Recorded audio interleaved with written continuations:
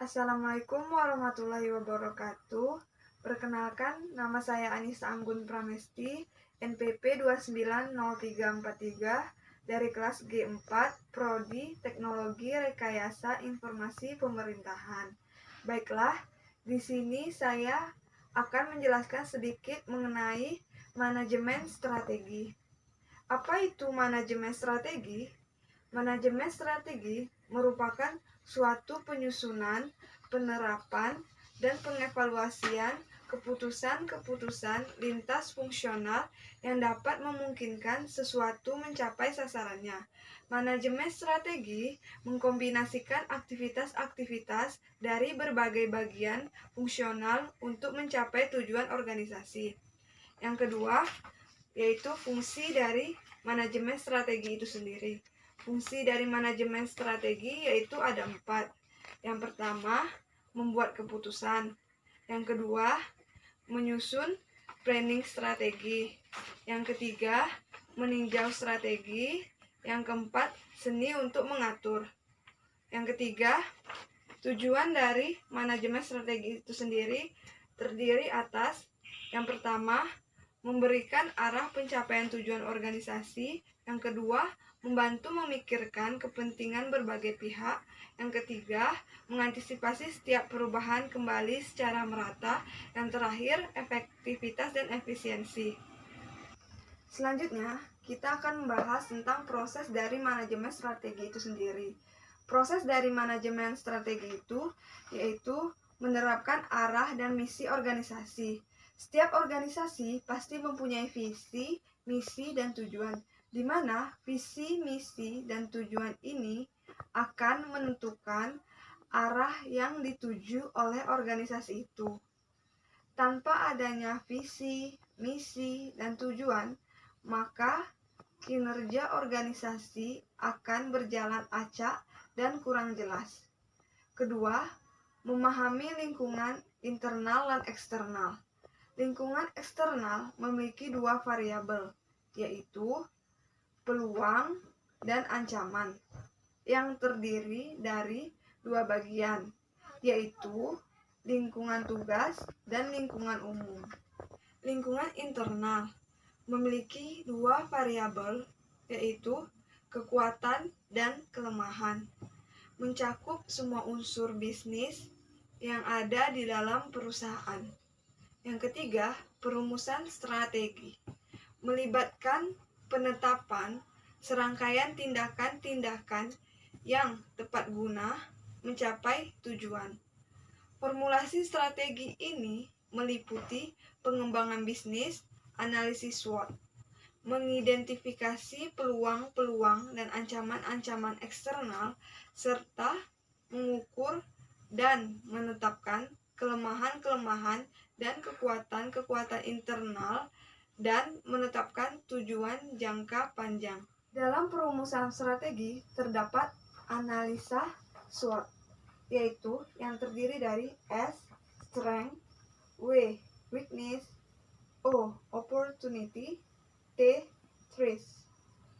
Di mana analisis SWOT merupakan pendekatan ini mencoba menyeimbangkan kekuatan dan kelemahan internal organisasi dengan peluang dan ancaman lingkungan eksternal organisasi.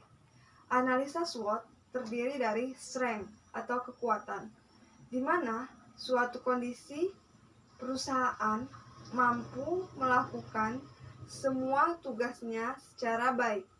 Yang kedua, weakness, yaitu kelemahan, di mana suatu kondisi perusahaan kurang mampu melaksanakan tugas-tugasnya dengan baik dikarenakan sarana dan prasarana. Opportunity atau peluang merupakan suatu potensi bisnis yang menguntungkan yang dapat diraih oleh semua perusahaan yang masih belum dikuasai oleh pihak-pihak pesaing dan masih belum tersentuh oleh pihak manapun. Threats atau ancaman, yaitu suatu keadaan di mana perusahaan mengalami kesulitan yang disebabkan kinerja pihak pesaing yang jika dibiarkan, maka perusahaan akan mengalami kesulitan-kesulitan di kemudian hari. Selanjutnya, yaitu implementasi strategi. Implementasi strategi memerlukan suatu keputusan dari pihak-pihak yang berwenang dalam mengambil keputusan untuk menetapkan tujuan tahunan, menyusun kebijakan, memotivasi karyawan, dan mengalokasikan sumber daya sehingga strategi yang dirumuskan dapat dilaksanakan. Yang terakhir, mengevaluasi strategi, di mana pada tahap ini tahap akhir dalam manajemen strategi. Manajer sangat membutuhkan untuk tahu kapan strategi tertentu tidak bekerja dengan baik.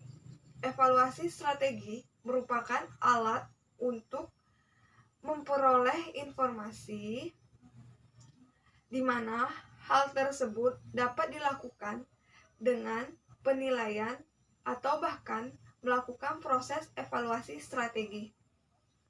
Selanjutnya, dimensi-dimensi dalam manajemen strategi.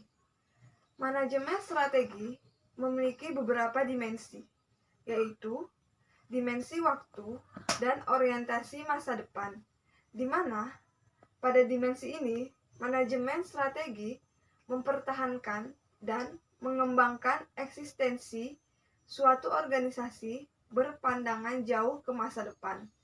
Yang kedua, dimensi pendayagunaan sumber-sumber, di mana dalam dimensi ini agar secara terintegrasi terimplementasikan dalam fungsi-fungsi manajemen ke arah tercapainya sasaran yang telah ditetapkan.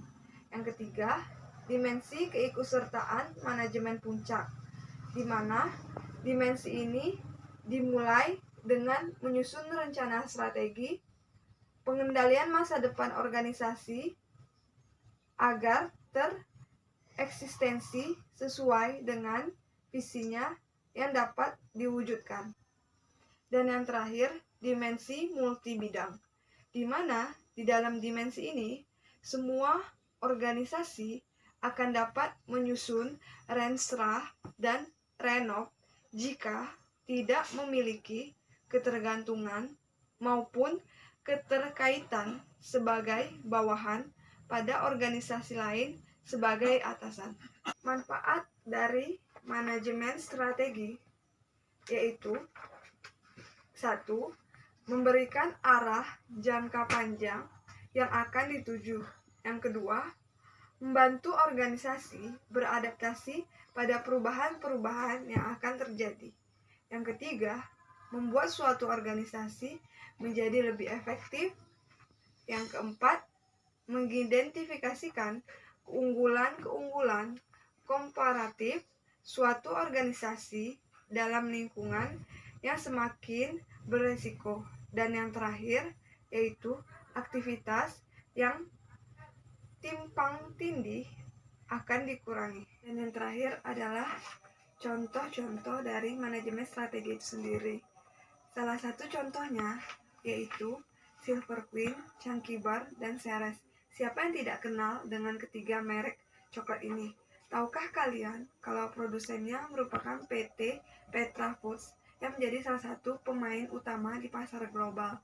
Petra Foods, perusahaan milik keluarga Chong ini, menjadi pesaing berat dari produsen coklat nomor 1 asal Amerika, di mana produk-produk dari PT Petra Foods ini juga telah merambat setidaknya ke 17 negara, di antaranya Thailand, Jepang, Filipina, Hong Kong, Australia, Cina, dan sebagainya. Sekian presentasi dari saya. Apabila ada kesalahan, saya mohon maaf. Saya akhiri. Wabillahi taufiq wal hidayah. Waridho wa inayah. Wassalamualaikum warahmatullahi wabarakatuh.